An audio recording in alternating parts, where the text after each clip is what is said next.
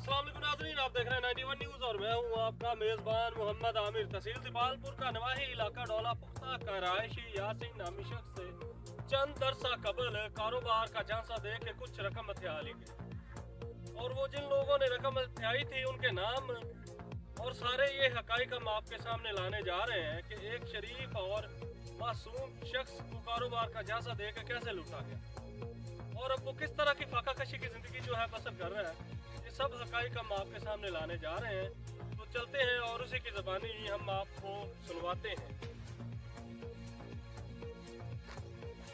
साहब तो पहले दसो कि थानू किवें लुटिया गया ते थोड़ी रहश कित्थों दी है? सर जी मेरा यासीन ना है, वालिद मोहम्मद आरफ मेरा वालिद साहब ऐसे पक्के डोलियां दे सिरैशी हैं जी। हाजी नासिर मजीद फड़ के मैं बैठा जी, दुकान बनाई जी, पेंचर लाना मंजियां उन्ना जी, ड्राइवर ते भी जाना जी, अल्लाह पाक रोजी देंदा पे जी। ये लियास ते रियाज ते अली अहमद लियास कित्थों दा रहशी है? ये जी अंबली मोती तू इकबालपुर साइड ते आने हैं जी। एक पंप छड़ के दूसरे पंप वाली बाती है कौंसल दे कोल लड़कियां दा स्कूल होंदे पूरे पास सामने बाती विच बैठा है जी अंबली मोती दे रहशी ते उत्थे ओए दोवें जन उत्थों आंदे है। इंदी इस दुकान है अली अहमद दी, ये उन्हां दे ये उन्हां दी पुत्ती दा पुत्तर है। थोड़ा उच्चा बोलो। ये इत्थे मेरे को आंदे सन, आंदे भी यासीन ने पता लग गया भी इत्थे बंदा है, तो उन्हें दस्सिया भी इन्हें को पैसे पाए ते यकीना नहीं किया। इन्हें प्लैनिंग ना ला देना कि मैं करना कबाड़ का काम, मेरे नाल हिस्सा पा। मैं कहा मैं नहीं हिस्सा पाना भाई, मैं तेरा पता ही नहीं। एक दो चार बारी आए जी, इन्हें आके भी इवें समझ जिवें इक्के मां का दुध पीता सक्के बरामद तरह। मैंने तेरा अफसोस है यार, तू कला बैठा ने, जो मैं आना तू कला ही बैठा हूँ। तो मैं विस गया जिले ने ना लिया ने भी इक्के मां का दुध पीता, तो मैं बच्चे हलाल खुआने, बच्चे सिर से हथ रखन लगा भी हाँ ऐसा मेरे बच्चे मैं इन्होंने हलाल खुआना है। मेरे दिल चाहिए भी चलो रोजी आंदी रासी तो दुनिया के बरात आसरा बन गया। मैं कि चलो ठीक है जी। मैं जी उन्होंने 8 लाख रुपया दे दिता जी, फ्रीजर दिता जी, 2 रचके दिते जी। रचके उन्हें आखा मैं किराए ते चला सा, जो रचके वाले आखते महीने का किराया वो मैं तेन दी रखसा। तो 5 साल हो गए उन्हें मैंने कोई शह नहीं दी। 6 महीने तो मेरे नाल राबता रखा फोन ते। अज तेन 5000 बचे आई, अज तेन 75 बचे आई, अज 23 बचे आई, अज 12 बचे आई, अज 13 बचे आई। वो जिमें जिमें दसदा रहा मैं वो लिखता रहा। उदू बाद मैनू एवं जरूरत पैगी रचके की। मैं आखिया भी रचका लेना कोई होर अड़ दे।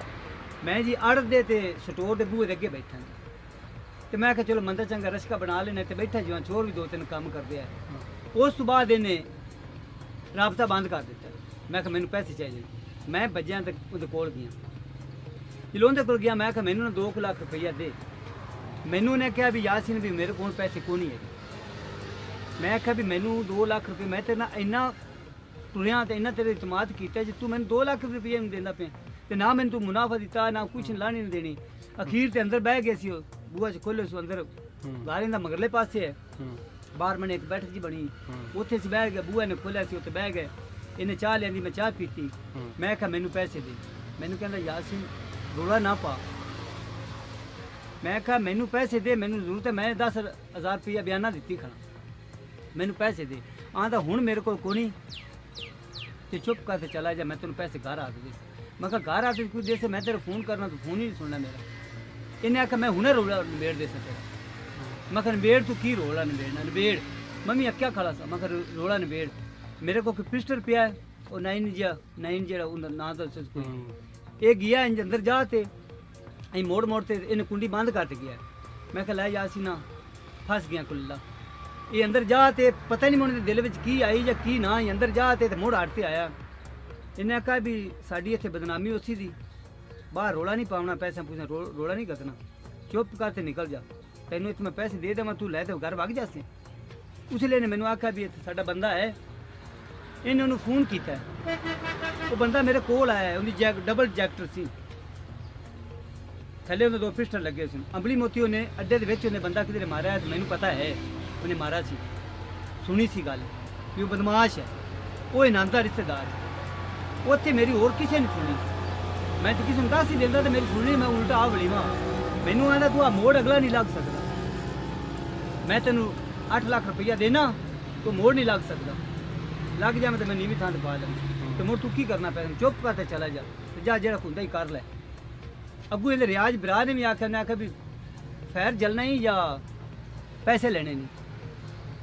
मैं कहा जी मैं ना फैर जलदा ते मैं हुण एक वारी कानून मुड़ मैं कानून वाले गया जी मैं उत्थे जा आरजू कीती मैं कहा सर मेहरबानी तुहाडी मैं दरखास्त दित्ती उत्थे 4 वारी है ना जी कसम मिथी 34 वारी कसम तो भज गया जी मैनू पढ़ने पाई बते जी लिख पढ़ ਤੁਸੀਂ ਨਹੀਂ ਕਰਾਈ ਪ੍ਰੂਫ मैं जी अनपढ़ बंदा जी मैं अनपढ़ बंदा मैं कोई लिख पढ़ नहीं की मैं इतमाद किया जी इतमाद करना गुनाह नहीं है जी ਤੁਸੀਂ ਵਕਤੀ ਤੌਰ ਕੋ 4 ਗਵਾਹ ਬਣਾਏ ਨੇ ਜਦੋਂ ਪੈਸੇ ਦਿੱਤੇ मैं जी कोई गवाह नहीं बनाया जी कोई गवाह नहीं बनाया इन मुड़ मैं गया ते सारी शायद उत्थे थाने मुकर गया जिले ए आई सी ने सद्या है जिले सौं ते आई गल ए आई सी ने सद्या है उसले गल ही नहीं आई उसले उन्हें आखिया भी दुकान से पर्चा रहा मेरी अप्रोच नहीं सी मैं आप डंग दी खाना डंग दी नहीं खाना पता नहीं मैं किस तरह वक्त गुजारिया तुम हालात मेरा देख लो अगू अट के इतने अट इन्हें झूठी गवाही एक बंदे ने दिती इतने इतवार जरा आज नवे साल का